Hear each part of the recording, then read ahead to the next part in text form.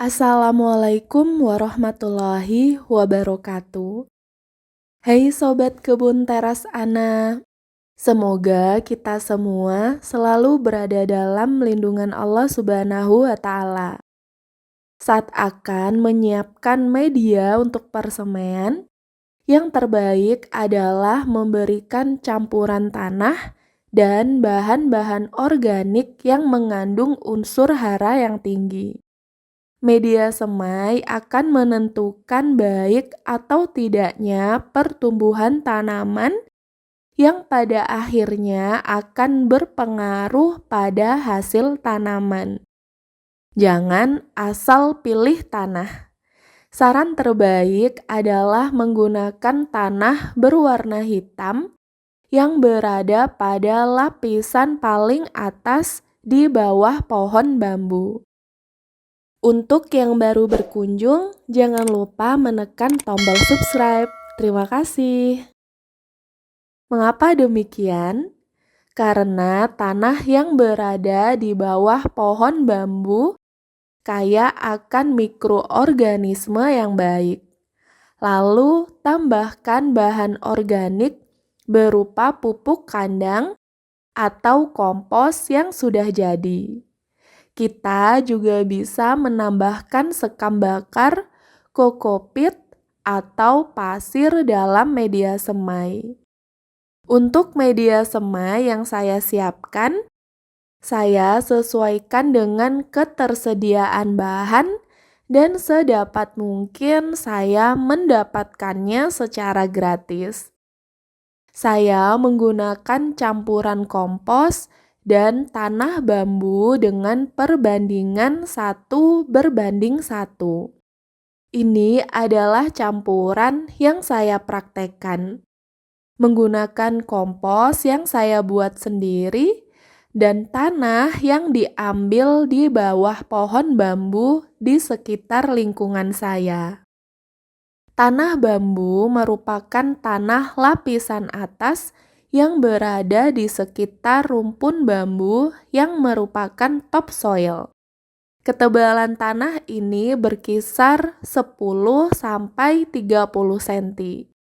Media tanam tanah bambu dapat digunakan untuk semua jenis tanaman, seperti sayuran, buah, tanaman hias, hingga tanaman perkebunan. Media tanam tanah bambu dapat menyimpan air sehingga cocok untuk tanaman yang membutuhkan kelembapan tinggi. Tanah bambu ini memiliki kelebihan dalam mempercepat proses pertumbuhan, sehingga bagus untuk penyemaian benih tanaman seperti cabai, cengkeh, sawit, dan lain sebagainya. Tanaman bambu yang menggugurkan daunnya, daun tersebut akan kembali ke dalam tanah berupa unsur hara yang sangat diperlukan tanaman dengan bantuan mikroorganisme. Mikroorganisme ini sangat berperan banyak dalam pengembalian unsur-unsur hara. Mikroorganisme itu sendiri mengandung hormon pertumbuhan yang berfungsi untuk memelihara kesehatan akar tanaman, penyerapan unsur hara, serta membantu tanaman beradaptasi dengan lingkungan baru. Tidak heran, tanah yang ada pada perakaran tanaman bambu ini sangat subur. Oleh karena itu, sangat cocok sebagai media tanam, bahkan starter kompos. Alhamdulillah di sekitar saya, pohon bambu mudah ditemukan. Jadi, saya tidak kesulitan untuk mengumpulkan media semai ini. Pada dasarnya, benih akan berkecambah di tanah apapun, termasuk yang diambil dari kebun kita. Usahakan tanah yang digunakan adalah tanah permukaan. Ini adalah bagian tanah yang paling banyak mengandung unsur hara daripada tanah yang berada di bawah permukaan. Lalu, untuk kompos yang saya gunakan, ini sudah berumur sekitar 3 bulan dan sebagian besar bahan kompos telah mengurai. Jika akan menggunakan kompos sebagai media semai, maka kita harus menyaring kompos tersebut untuk memisahkan bahan besar seperti ranting atau daun yang belum terurai sepenuhnya. Pastikan bahwa kompos yang dipakai sudah matang.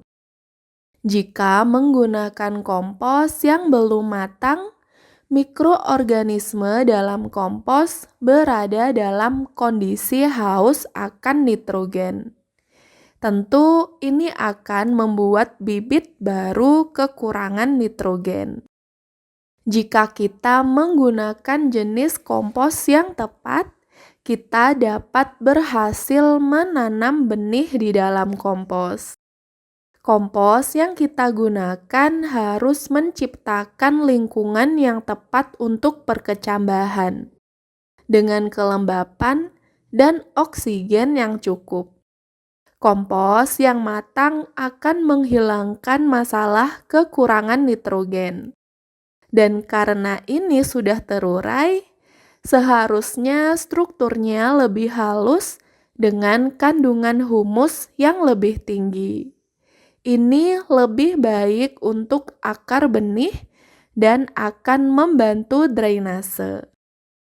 Setelah bahan-bahan telah tersaring, campurkan kedua bahan dan aduk secara merata. Diamkan media semai setidaknya 7 hari. Ini bertujuan agar unsur-unsur di dalamnya tercampur dan media lebih lembab merata. Setelahnya, siapkan nampan benih dan beri rata di setiap sel benih dengan media tanam yang telah disiapkan. Lalu, tanam benih pada kedalaman yang tepat. Menabur benih pada kedalaman yang tepat akan meningkatkan tingkat perkecambahan dan membantu tanaman tumbuh lebih cepat. Kedalaman penanaman benih dapat bervariasi. Namun, aturan yang baik adalah menanam 2 kali diameter benih. Ingatlah, beberapa benih seperti seledri, selada, atau biji bunga matahari memerlukan sinar matahari untuk berkecambah. Oleh karena itu, yang terbaik adalah menekan benih tersebut di bagian atas tanah dan mungkin menaburkan lapisan tipis tanah atau kompos di atasnya. Berapa lama waktu yang dibutuhkan untuk perkecambahan benih? Mungkin kita tidak begitu sabar. Atau jangan-jangan ada yang salah dengan benih yang kita tanam. Ada baiknya kita mengetahui lama waktu yang diperlukan untuk perkecambahan benih dan apa yang dapat memperlambat atau menghentikan proses tersebut. Jadi, berapa lama waktu yang dibutuhkan benih untuk bertunas? Beberapa benih seperti lobak berkecambah dalam 1 hingga 2 hari dalam kondisi ideal. Benih selada, sawi biasanya membutuhkan sekitar 3 sampai 4 hari untuk berkecambah. Benih kacang-kacangan dalam waktu 4 sampai 7 hari sudah mengeluarkan tunasnya. Benih kubis, bunga kol, brokoli setidaknya 5 sampai 10 hari. Benih cabai dan paprika berkecambah setelah 8 sampai 12 hari. dan tomat biasanya akan mengeluarkan tunas di usia 5 sampai 10 hari. Lalu ada biji seledri, kemangi, dan daun bawang yang membutuhkan waktu 2 hingga 3 minggu untuk berkecambah dalam kondisi ideal. Setelah benih berkecambah, pastikan mereka mendapatkan cahaya yang cukup dan udara yang baik.